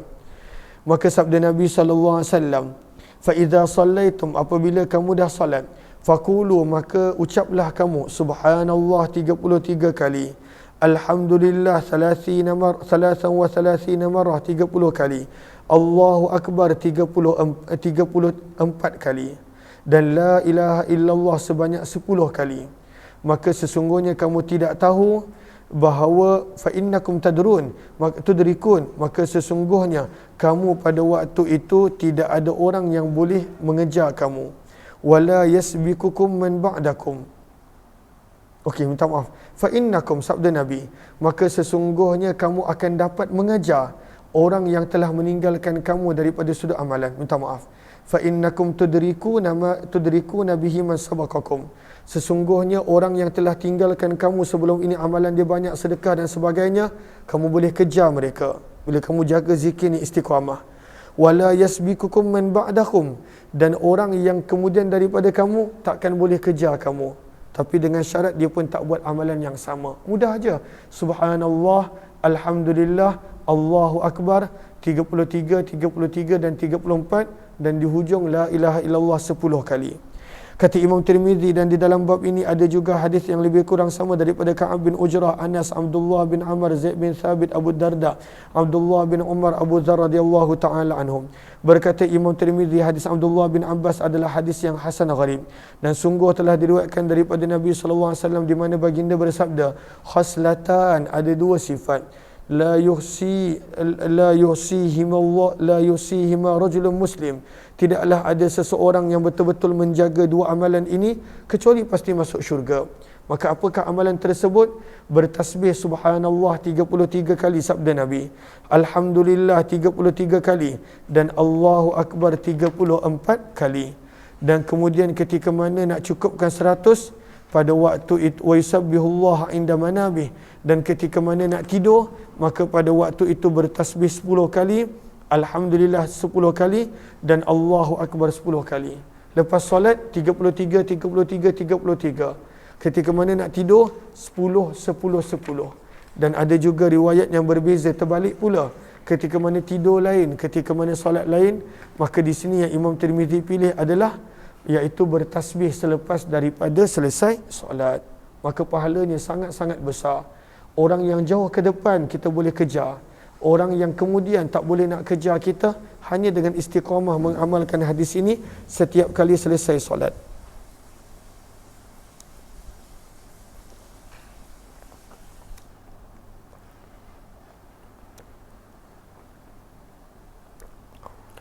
Kemudian Imam Tirmizi membawakan tajuk bagaimanakah nak solat, berkenaan tentang solat di atas kenderaan ketika mana hujan dan adanya lecak. Macam mana nak solat? Maka kata para ulama, ini bermaksud adalah solat sunat. Adapun solat fardu maka tak boleh. Yang boleh solat di atas kenderaan adalah solat sunat, dan yang kedua adalah solat ketika mana syiddatul khauf, dalam peperangan. Dalam peperangan syiddatul khauf, sangat-sangat ketakutan. Maka kita dah baca dalam Al-Quran. Apa ayat dia dalam Al-Quran? Allahumma salli ala Sayyidina Muhammad, juz yang kedua.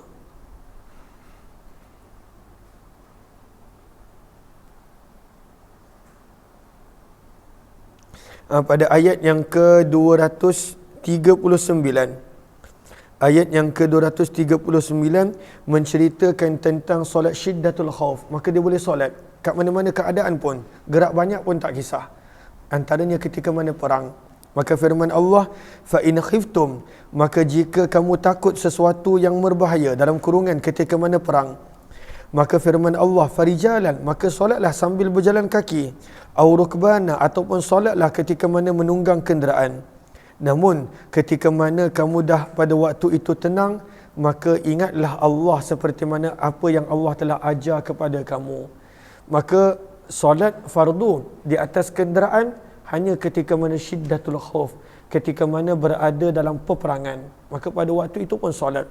Tapi solat sambil mengelak musuh, sambil pada waktu itu mengangkat senjata, maka solatnya begitu. Dia solat dalam peperangan, dia tak perlulah pada waktu itu solat menghadap kiblat dan sebagainya. Kalau tengah perang betul-betul. Kalaulah musuh ada tapi perang berhenti, maka tak mengapa nak solat seperti biasa. Namun hadis ini kata para ulama adalah ketika mana solat sunat, maka boleh solat atas kenderaan. Maka riwayat 187, bab yang ke-187, babu maja'a, bab pada hadis dan riwayat yang telah datang berkenaan as-salati ala dabbah, solat di atas kenderaan sewaktu lecak dan hujan. Maka kata Imam Tirmizi, wa bi ilahi qala hadatsana Yahya bin Musa qala hadatsana Syababah bin Sawwar qala hadatsana Umar bin Rimah an Katsir bin Ziyad an Amr bin Uthman bin Ya'la bin Murrah an abihi an jaddih radhiyallahu ta'ala anhum annahum kanu, sesungguhnya mereka pernah bersama dengan Nabi SAW dalam satu permusafiran. Fantahau, maka mereka telah tiba ila madikin, pada satu tempat yang pada waktu itu kecil, sempit, dan pada waktu itu telah masuklah solat. Famutiru, maka turunlah hujan. Bila solat turunlah hujan. As-sama'u min fawqihim, air turun daripada langit mencurah-curah. Wal billatu min asfali minhum, dan lecak pada waktu itu ada di bawah kaki mereka. Atas hujan, bawah lecak. Fa'adzana, maka Nabi SAW memaklumkan, wa huwa ala rahilati, fa'adzana, maka pada waktu itu diazankan ketika mana baginda Nabi SAW berada di atas kenderaan. Wa aqama, dan kemudian dilaungkan iqamat. Fataqaddama ala rahilatihi, maka Nabi SAW pada waktu itu majukan sedikit kenderaan baginda sebagai imam. Maka Nabi telah menjadi imam untuk mereka, yumi'u ima'an, dengan isyarat. Maksudnya ketika mana sujud, maka sujud punya isyarat lebih rendah daripada rukuk punya isyarat. Allahumma salli ala Sayyidina Muhammad wa ala alihi washabihi ajma'in. Maka para ulama memberikan pada waktu itu perbezaan pendapat tentang hadis ini. Namun seperti mana yang kita nampak pada Arafah baris yang kelima, lihat Arafah baris yang kelima, wa ammal maktubah, adapun solat fardu, maka tidak sah solat di atas kenderaan. Tidak sah solat di atas kenderaan untuk solat fardu. Solat sunat tak ada masalah. Maka solat fardu, maka pada waktu itu tidak boleh. Dan para ulama memberikan pelbagai pandangan berkenaan tentang hadis ini. Lalu hadis ini adalah hadis yang mana kata Imam Tirmizi, qala Abu Isa, hadis ini adalah hadis yang gharib, tafarrada bihi, telah bersendirian meriwayatkan hadis ini perawi yang bernama Umar bin Rammah Al-Balkhi, la yu'rafu, dan tidak diketahui kecuali daripada hadisnya, dan sungguh telah meriwayatkan daripada beliau lebih daripada seorang daripada kalangan ahli ilmu. Dan beginilah telah diriwayatkan daripada Anas bin Malik, kata Anas bin Malik bahawa Nabi SAW solat di dalam hujan dan lecak. Nabi SAW solat di atas kenderaan ketika mana hujan dan lecak. Wal amalu ala hadha, dan ada sebahagian para ulama mengamalkan hadis ini, antaranya Imam Ahmad dan Ishaq bin Rahawai. Mereka kata hadis ini boleh diamalkan. Namun Imam Syafi'i, Imam Malik dan Imam Abu Hanifah, mereka kata hadis ini tidak boleh diamalkan untuk solat fardu. Untuk solat sunat boleh, tapi tidak boleh untuk solat fardu.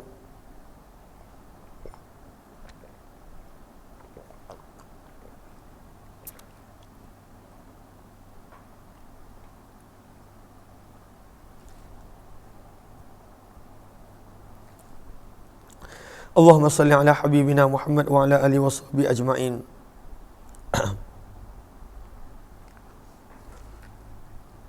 Bab yang ke-188. Imam Tirmizi membawakan tajuk perlu melakukan susah payah dalam ibadah. Lalu dibawakan hadis bagaimana Nabi solat sampai bengkak-bengkak kaki. Maka dalam ibadah perlu ada pengorbanan, perlu ada kesabaran, perlu ada ijtihad, perlu ada susah payah di dalam beribadah. Bab yang ke-188, bab majaa, bab pada hadis dan riwayat yang telah datang berkenaan al-ijtihad, bersusah payah di dalam solat. Riwayat yang ke-422. Wa bi ilaihi qala hadatsana Qutaibah wa Bishr bin Muadz qala hadatsana Abu Awanah an Ziyad bin Ilaqah anil Mughirah bin Syu'bah radhiyallahu anhu. Daripada Mughirah bin Syu'bah radhiyallahu taala anhu, beliau berkata, "Shalla Rasulullah sallallahu alaihi wasallam, baginda Nabi sallallahu alaihi wasallam telah solat sehingga bengkak kaki baginda, hatta tafakhat qadamah, bengkak kaki baginda kerana terlalu lama berdiri. Faqila lahu, maka dikatakan kepada baginda, atatakallafu hadha, apakah dikau membebankan diri kamu untuk ibadah ini, padahal Allah telah mengampunkan dosa kamu yang terdahulu dan kemudian. Maka sabda Nabi, apakah tidak patut aku menjadi hamba yang bersyukur? Afala akunu abdan syakura, maka apakah aku tidak patut menjadi hamba yang bersyukur? Maka sebenarnya kita digalakkan untuk beribadah lebih daripada biasa. Beribadah pada waktu itu dalam keadaan istiqamah dan berterusan, seperti mana baginda Rasul sallallahu alaihi wasallam. Kata Imam Tirmizi, dan di dalam bab ini ada juga riwayat daripada Abu Hurairah, Aisyah radhiyallahu anhum. Berkata Imam Tirmizi, hadis Mughirah bin Syu'bah adalah hadis yang hasan sahih. Bab yang ke-189 berkenaan tentang sesungguhnya perkara yang mula-mula akan disoal pada seorang hamba pada hari kiamat adalah solat. Kata Imam Tirmizi, babu majaa, bab pada hadis dan riwayat yang telah datang, anna awwala, sesungguhnya perkara yang mula-mula sekali, ma yuhasabu, yang akan dihisab dengannya akan hamba yaumal qiyamah, pada hari kiamat, as-salah, adalah solat. Solat adalah amalan yang mula-mula Allah akan hisab, mula-mula Allah akan tanya. Maka di sini timbul persoalan. Lihat kepada Arafah, baris yang ke-5 daripada bawah. Maka Allahumma salli ala Sayyidina Muhammad. Maka dalam riwayat yang lain ada menyebut, sesungguhnya soalan yang mula-mula sekali akan dihisab seorang hamba itu pada hari kiamat adalah akan al-faraid. Minta maaf, adalah al-qatla biduni haqqin, adalah jika dia pernah ada membunuh seseorang dengan zalim tanpa hak di dunia. Maka mana satu yang betul? Adakah yang mula-mula soalan Allah tanya solat, ataupun adakah pernah membunuh manusia dengan sengaja tanpa hak, tanpa sebab di dunia? Maka kata para ulama, dua-duanya betul. Yang berkaitan dengan hak Allah, yang mula-mula Allah tanya solat. Yang berkaitan dengan hak manusia adalah kesalahan-kesalahan kita terhadap manusia. Maka sebab itu gariskan di situ, fahamal ulama'u al-awwala al-ula ala hukukillah wa thaniya ala hukukil ibad. Maka jom kita lihat hadisnya, riwayat 423. Wabi ilahi qala hadatsana Ali bin Nasr bin Ali al-Jahdami qala hadatsana Sahal bin Muhammad qala hadatsana Hammam qala hadatsani Qatadah an al-Hasan an Huraits bin Qabisah qala qadimtul Madinah, aku telah tiba di Madinah. Fakultu, maka kata Huwairits bin Qabisah, maka aku telah berdoa, Allahumma yassirli, ya Allah mudahkanlah aku jalisan salihah, untuk bertemu teman yang baik. Dia minta doa. Kita kadang-kadang minta doa macam-macam. Doa minta sahabat yang baik, teman yang baik, kita lupa. Maka Huwairits bin Qabisah pada waktu itu doa dia adalah dia minta sahabat yang baik, teman yang baik.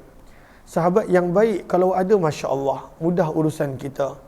Tapi kalaulah dapat sahabat yang jahat, yang celaka, maka pada waktu itu porak-poranda hidup kita. Maka beliau pun minta, ya Allah kurniakan aku teman yang baik. Qal, maka berkatalah Huwairits bin Qabisah, fajalastu ila Abi Hurairah, maka aku telah dapat duduk bersama dengan Abu Hurairah. Fakultu, maka aku telah bertanya kepada Abu Hurairah, inni sa'altullaha, sesungguhnya aku meminta kepada Allah untuk mengurniakan aku seorang teman yang salih dan baik. Fahadithni, maka maklumkanlah aku sesuatu hadis yang kamu pernah mendengar daripada Nabi SAW.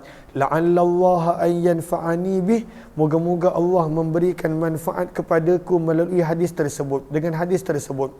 Faqala, maka berkata Abu Hurairah, sami'tu Rasulullah sallallahu alaihi wasallam, aku telah mendengar Nabi sallallahu alaihi wasallam bersabda, inna awwala ma yuhasabu bihil 'abdu, sesungguhnya perkara yang mula-mula sekali akan dihisap dengannya seorang hamba pada hari kiamat, min amalihi, daripada amalannya, salatuh, adalah solatnya. Fa in saluhan, kalaulah solat dia solat dia lulus, faqad aflaha wa anjah, maka berjayalah dan beruntunglah dia. Wa in fasadat, kalaulah solatnya pada waktu itu rosak, ditolak, tak diterima, faqad khaba wa khasira, maka rugilah dia. Rugi pada waktu itu, pada rugi dan gagallah dia. Maka sabda Nabi SAW lagi, fa inin taqasa, maka jika ada kekurangan daripada amalan fardunya sesuatu, maka Allah akan bertanya, unzuru, tengoklah, adakah untuk hamba-Ku ini sebarang amalan sunat, lalu akan disempurnakan dengan amalan sunat tadi, akan amalan fardunya, apa jua yang kurang daripada amalan fardu. Thumma yakunu sa'iru amalihi ala dhalika, dan begitulah keadaan amalan-amalannya yang lain. Bila amalan fardu tak cukup, ada kekurangan, maka akan ditampungkan dengan amalan yang sunat, ditampung. Tapi kalaulah dia langsung tak buat amalan fardu, nak tampung apa? Maka sebab itu amalan fardu perlu diutamakan berbanding dengan amalan-amalan sunat yang bukan ditinggalkan, tapi perlu diperbanyakkan. Yang fardu kena jaga, yang sunat pada waktu itu perlu untuk diperbanyakkan. Allahumma salli ala Sayyidina Muhammad, kata Imam Tirmizi. Wa fil babi, dan di dalam bab ini ada juga riwayat yang lebih kurang sama daripada Tamim Ad-Dari radhiyallahu taala anhu. Berkata Imam Tirmizi, hadis Abu Hurairah adalah hadis yang hasan gharib daripada sanad ini. Dan sungguh telah meriwayatkan hadis ini lebih daripada satu sanad daripada Abu Hurairah radhiyallahu taala anhu. Wa qad rawa, dan telah meriwayatkan sebahagian daripada anak murid Hasan daripada Qabisah bin Huwairits hadis yang lain, ghairu hadzal hadis yang lain. Wal masyhur, dan yang masyhur beliau adalah Qabisah bin Huwairits, dan diriwayatkan daripada Anas bin Hakim daripada Abu Hurairah daripada Nabi sallallahu alaihi wasallam seumpama ini. Ini adalah perbezaan sanad. Kemudian dibawakan tentang solat 12 rakaat ataupun kita panggil sebagai rawatib. Kelebihan solat 12 rakaat qabliyah ba'diyah dalam sehari. Saya minta izin untuk minum.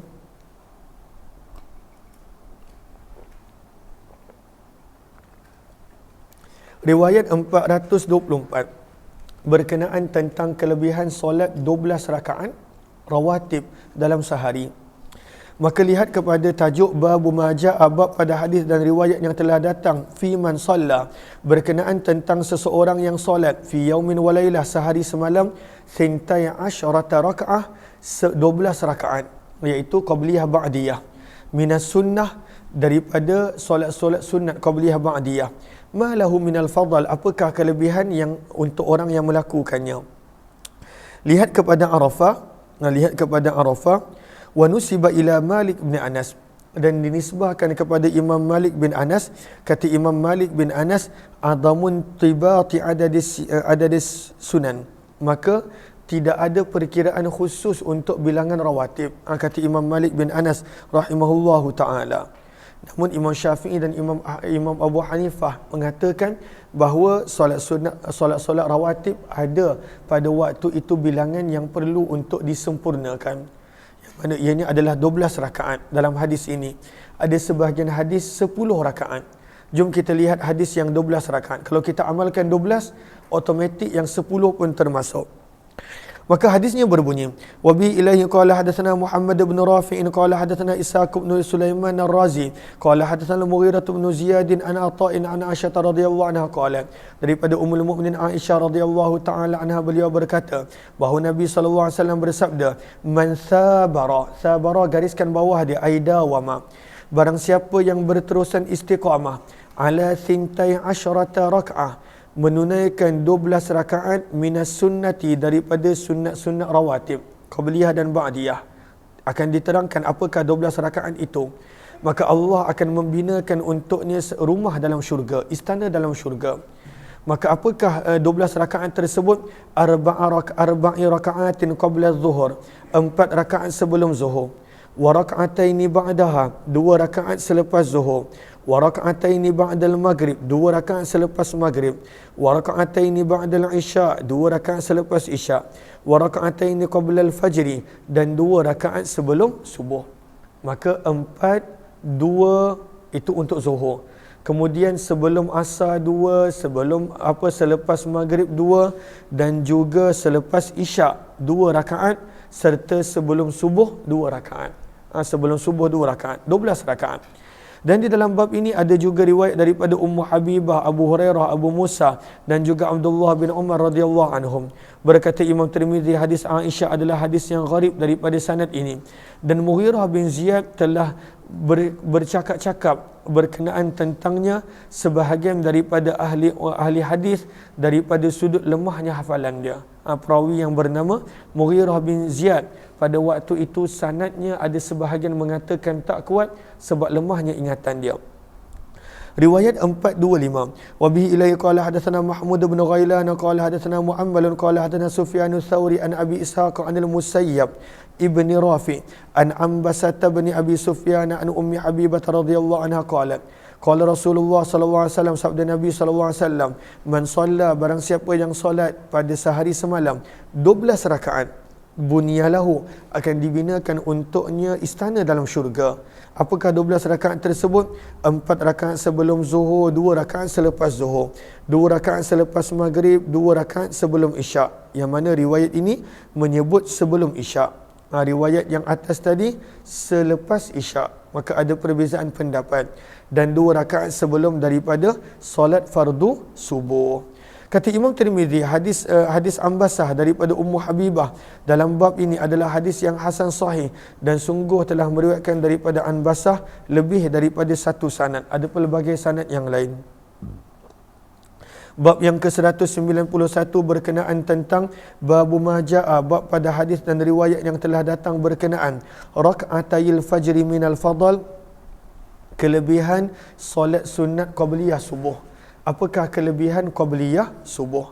Maka Imam Tirmizi bawakan riwayat 426. Wa bi ilaihi qala hadatsana Salih bin Abdullah qala hadatsana Abu Awanah an Qatadah an Zurarah bin Aufa an Sa'd bin Hisham an Aisyah radhiyallahu anha qalat, daripada Ummul Mukminin Aisyah radhiyallahu taala anha, beliau berkata, sabda Nabi sallallahu alaihi wasallam, raka'atal fajri, 2 rakaat sebelum subuh, khairum minad dunya, adalah lebih baik daripada segala apa yang ada di dunia dan apa yang ada padanya. Lebih baik daripada dunia dan segala isinya. Kata Imam Tirmizi, lalu ini kelebihan. Sebab itu antara solat yang jangan kita tinggalkan adalah solat qabliyah subuh. Solat qabliyah subuh jangan ditinggalkan. Dan dalam bab ini ada juga riwayat daripada Ali, Abdullah bin Umar dan Abdullah bin Abbas radhiyallahu anhum. Berkata Imam Tirmizi, hadis Aisyah adalah hadis yang hasan sahih dan sungguh telah meriwayatkan Ahmad bin Hanbal daripada Salih bin Abdullah At-Tirmizi hadisan sepotong hadis. Bab yang ke-192 berkenaan tentang meringankan, memendekkan. Babu majaa, bab pada hadis dan riwayat yang telah datang berkenaan takhfifi, meringankan, memendekkan rak'atail fajri, 2 rakaat qabliyah subuh, wal qiraati fiha, dan apakah bacaan yang sesuai di dalam solat qabliyah subuh. Riwayat yang ke-427, wa bihi ilaihi qala hadatsana Mahmud bin Ghailan wa Abu Ammar qala hadatsana Abu Ahmad Az-Zubairi qala hadatsana Sufyan an Abi Ishaq an Mujahid an Ibni Umar radhiyallahu anhuma, daripada Abdullah bin Umar radhiyallahu taala anhuma, beliau berkata, ramaktu, aku memerhatikan, ramaktu, melihat dengan teliti, memerhatikan, aku memerhatikan Nabi sallallahu alaihi wasallam syahran, selama 1 bulan. Fakana yaqra'u, maka adalah Nabi sallallahu alaihi wasallam membaca pada 2 rakaat pertama sebelum fardu subuh, iaitu qabliyah subuh. Nabi membaca qul ya ayyuhal kafirun pada rakaat pertama dan qul huwallahu ahad pada rakaat yang kedua. Ini bacaan yang afdal untuk qabliyah subuh. Kata Imam Tirmizi, dan di dalam bab ini ada juga riwayat daripada Abdullah bin Mas'ud, Anas bin Malik, Abu Hurairah, Abdullah bin Abbas, Hafsah dan juga Aisyah radhiyallahu taala anhum. Berkata Imam Tirmizi, hadis Abdullah bin Umar adalah hadis hasan dan kami tidak mengetahuinya kecuali daripada riwayat Ats-Tsauri, daripada Abu Ishaq, daripada hadis Abu Ahmad. Wal ma'rufu indan nas, dan yang lebih masyhur diketahui di sisi manusia adalah hadis Israel daripada Abu Ishaq. Wa qad ruwiya, dan sungguh telah diriwayatkan daripada Abu Ahmad daripada Israel hadis ini juga dengan sanad yang berbeza. Siapakah Abu Ahmad? Kata Imam Tirmizi, Abu Ahmad Az-Zubairi adalah seorang yang thiqah, dipercayai, hafiz, seorang yang kuat ingatannya. Berkata Imam Tirmizi lagi, aku telah mendengar bundar guruku berkata, aku tidak pernah melihat seorang yang lebih kuat ingatan daripada Abu Ahmad Az-Zubairi, dan nama penuh beliau adalah Muhammad bin Abdullah bin Zubair Al-Asadi Al-Kufi rahimahumullahu ta'ala. Bab yang ke-193, adakah boleh bercakap-cakap selepas qabliyah subuh sebelum daripada fardu subuh? Maka jawapan dia adalah boleh. Jawapannya adalah boleh. Nabi pernah bercakap selepas qabliyah subuh. Riwayat 428, wa bi ilaihi qala hadatsana Yusuf bin Isa qala hadatsana Abdullah bin Idris qala sami'tu Malik bin Anas an Abi Nadhr an Abi Salamah an Aisyah radhiyallahu anha qalat, daripada Ummul Mukminin Aisyah radhiyallahu taala anha, beliau berkata, kana Nabi sallallahu alaihi wasallam, adalah Nabi sallallahu alaihi wasallam idza shalla, apabila menunaikan 2 rakaat qabliyah subuh, fa in kanat lahu ilayya hajah, maka jika Nabi ada keperluan untuk bercakap denganku, kata Aisyah, kallamani, maka Nabi akan bercakap. Maka tak ada masalah untuk berkata-kata antara qabliyah subuh dan solat fardu subuh. Wa illa, kalaulah Nabi tidak ada sebarang keperluan untuk dibicarakan, kharaja ila salah, Nabi akan pergi untuk menunaikan solat fardu subuh. Berkata Imam Tirmizi, hadis ini adalah hadis yang hasan sahih dan sungguh tidak menyukai sebahagian ahli ilmu daripada kalangan sahabat Nabi dan selain mereka. Mereka tidak menyukai dan mereka mengatakan makruh bercakap-cakap selepas daripada terbitnya waktu fajar. Maksudnya masuk di subuh, jangan bercakap-cakap, diam dia.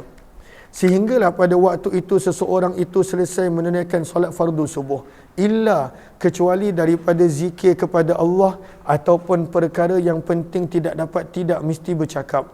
Dan inilah pandangan Imam Ahmad dan Ishaq. Sebahagian ulama menyebut makruh, bila azan subuh je makruh, sehinggalah selesai fardu subuh untuk bercakap-cakap.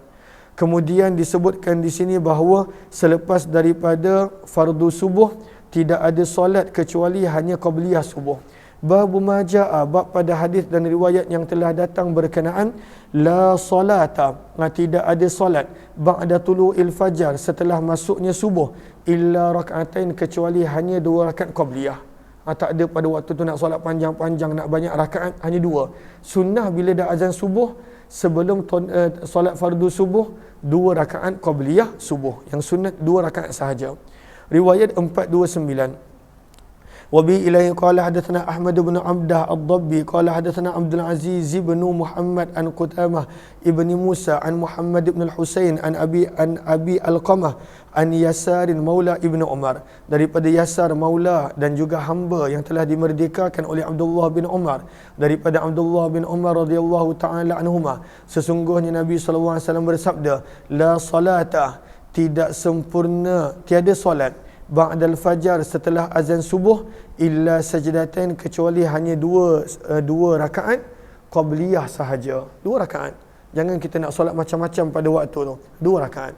Kecualilah kalau tahiyatul masjid, maka tak ada masalah. Tapi pada waktu itu jangan solat pada waktu itu pelbagai rakaat yang tidak ada kaitan. Maka sunnahnya hanya dua rakaat qabliyah subuh di antara azan subuh dan selesai solat fardu subuh. Kata Imam Tirmizi, dan di dalam bab ini ada juga riwayat daripada Abdullah bin Amr Hafsah. Berkata Imam Tirmizi, hadis Abdullah bin Umar adalah hadis yang gharib. Kami tidak mengetahuinya kecuali daripada hadis Qudamah bin Musa. Dan telah meriwayatkan daripada Qudamah bin Musa lebih daripada seorang. Wa huwa ma ajma'a alaihi ahli ilmi, dan beliau adalah apa yang disepakati oleh ahli ilmu. Mereka mengatakan makruh untuk seseorang itu menunaikan solat selepas daripada terbitnya fajar, maksudnya selepas daripada azan subuh, kecuali hanya dua rakaat qabliyah sahaja. Maksudnya segerakan. Maksudnya qabliyah subuh terus qomat, terus solat untuk solat fardu subuh. Wa makna hadzal hadis, dan maksud daripada hadis ini adalah innama yaqul, sesungguhnya Nabi bersabda, la salata ba'da tulu'il fajri, bahawa tidak ada solat selepas matahari, selepas masuknya waktu subuh, kecuali hanya dua rakaat qabliyah subuh sahaja. Bab yang ke-195 berkenaan tentang galakan untuk berbaring sekejap setelah menunaikan qabliyah subuh. Sebab Nabi SAW solat malam lama, berjam-jam. Maka sunnah untuk pada waktu itu rehat seketika, baring seketika, dan kemudian baru untuk menjadi imam untuk solat. Bab yang ke-430. Wa bi ilaihi qala hadatsana Bishr bin Muadz al-Aqadi qala hadatsana Abdul Wahid bin Ziyad qala hadatsana al-A'mash an Abi Salih an Abi Hurairah radhiyallahu ta'ala anhu qala Rasulullah sallallahu alaihi wasallam, sabda Nabi sallallahu alaihi wasallam, idza shalla, apabila telah selesai solat, ahadukum, salah seorang daripada kamu, raka'atail fajri, dua rakaat qabliyah subuh, falyattaji, maka hendaklah dia baring, ala yaminihi, pada lambung kanan dia. Sunnah. Cuma nak buat kat masjid kadang-kadang orang salah faham. Tapi kalaulah kita solat qabliyah subuh kat rumah, lepas habis qabliyah subuh, maka pada waktu itu kita baring seketika. Kita baring seketika. Tapi janganlah tidur balik sampai syahid subuh, sampai tak sempat subuh, sekadar baring. Bukan pada waktu itu suruh tidur. Sekadar nak ada kekuatan balik sebelum nak tunaikan solat fardu subuh, kerana banyak tenaga mungkin dah habis ketika mana solat malam dan lain-lain. Maka berkata Imam Tirmizi, dan di dalam bab ini ada juga riwayat daripada Aisyah, daripada Aisyah radhiyallahu anha. Berkata Imam Tirmizi, hadis Abu Hurairah adalah hadis yang hasan sahih lagi gharib daripada sanad ini. Dan telah diriwayatkan daripada Aisyah, sesungguhnya Nabi SAW apabila telah selesai menunaikan dua rakaat qabliyah subuh di rumah, ittaja'a, Nabi akan berbaring di atas lambung kanan baginda. Dan sungguh telah berpandangan sebahagian ahli ilmu untuk melakukan ini secara sunat. Ini sunat. Bila dah qabliyah subuh kat rumah, maka pada waktu itu baring menghadap ke kiblat. Ini adalah sunnah. Cuma dekat masjid, maka pada waktu itu tak digalakkan untuk buat.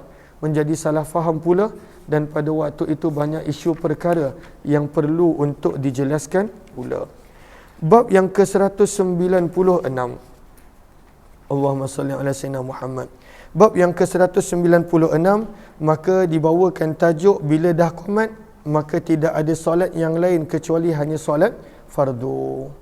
Yang ini kita akan sambung pukul 3 nanti insya-Allah. Mudah-mudahan insya-Allah, terima kasih kepada semua. Apa yang baik daripada Allah, kita jumpa pada jam 3 nanti insya-Allah. Wabillahi taufiq wal hidayah. Assalamualaikum warahmatullahi wabarakatuh.